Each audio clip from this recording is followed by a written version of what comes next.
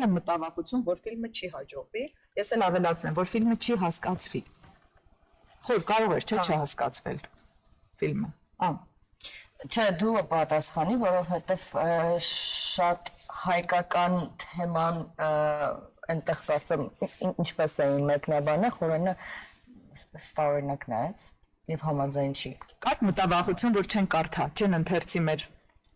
մատուցողությունը։ Այո, մտավախություն, բայց պրոդյուսերների արշույի հետ շփվելով ես ասում էի, բայց Հայաստանում հետո իրենք ասին, հա, կան այսպեսի մարդիկ, մենք շատերին ենք ճանաչում, ես էլ ասեցի լավ։ Ավելավոր ես ասեի, երևի։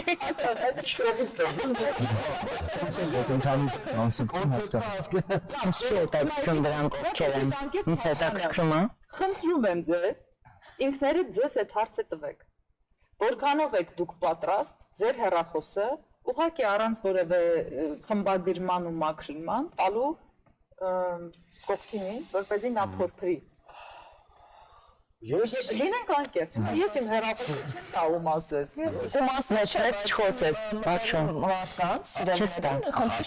Սենց ձևակերպենք խաղայք։ Հա, կխաղայինք մենք այդ խաղը։ Ես խաղայի։ Ես